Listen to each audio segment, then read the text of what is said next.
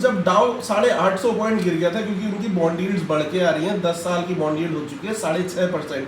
तो आज सुबह मेजॉरिटी की उम्मीद थी कि मार्केट गिरेगा, और मेरी उम्मीद ये थी कि जहां पर गिरावट सबकी एक्सपेक्टेड है, गिरावट तो होगी बट एक रिवर्सल जरूर आएगा।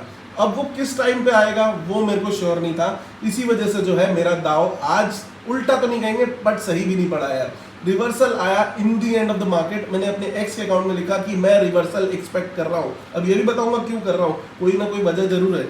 अभी वो आया at the end of the market और 1 घंटे में सारा शूट अप होके वापस हो गया, और क्लोजिंग जो आई वो एवरेज आई नीचे।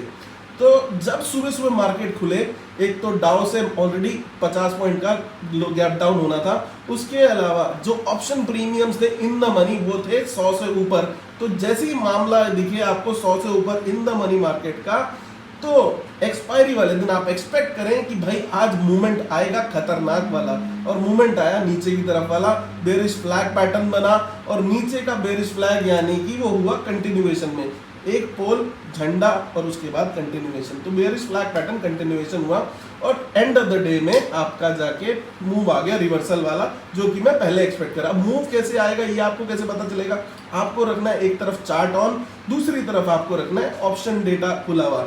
तो उसमें अगर आप देखेंगे during the course of the day, जब साइडवेज मार्केट था तो कॉल प्रीमियम्स आपके 50 रुपए से ऊपर जाने लग गए थे।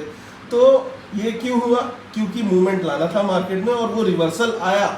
बाद में जो रिवर्सल आया और जब बैलेंसिंग हुई तो दोनों के in the money call options zero out होने ही होने हैं, वो तो क्लोजिंग में होंगे ही। तो ये है आज का सार। अभी कल क्या देखा तो ये जा रहा है कि इंडिया की जो बॉन्ड यील्ड्स हैं वो 6.5% हो गई हैं। 6.5% मतलब अगर गवर्नमेंट के बॉन्ड्स खरीदते हैं या कुछ खरीदते हैं उसमें 6.5% 10 साल में आपको ब्याज मिलेगा, जो कि बढ़ चुकी है और महंगी हो चुकी है। और इंडिया और यूएस के बीच में पहले डिफरेंस बहुत होता था बॉन्ड यील्ड्स का, अभी वो रह चुका है 165 पॉइंट। यहाँ पर यूएस की हो रखी 4.5, इंडिया की 6.5, 165 पॉइंट यानी कि ऑल टाइम लो पे चल रहा है डिफरेंस। तो बॉन्ड यील्ड्स महंगी होना मतलब कि गवर्नमेंट को ज़्यादा पैसा पे आउट करना पड़ सकता है और फिस्कल डेफिसिट बढ़ सकता है। तो इसीलिए जो है मार्केट ये रंग आज दिखा रहा था। बट यूएस की बॉन्ड यील्ड से इंडिया पे इतना फर्क पड़ता नहीं है, और जो रिजल्ट्स भी आ रहे हैं कंजम्पशन सेक्टर के अच्छे रिजल्ट आ रहे हैं। चाहे आप आईटीसी लीजिए, आज आईटीसी का रिजल्ट आया काफ़ी अच्छा, नेट प्रॉफिट और टॉप लाइन रेवेन्यू आया, वो इसीलिए क्योंकि कंजम्पशन बूस्ट पे गवर्नमेंट काम करने लगी। कंजम्पशन अच्छा आना यानी कि देश की उन्नति होना, लोगों के हाथ में पैसा आना।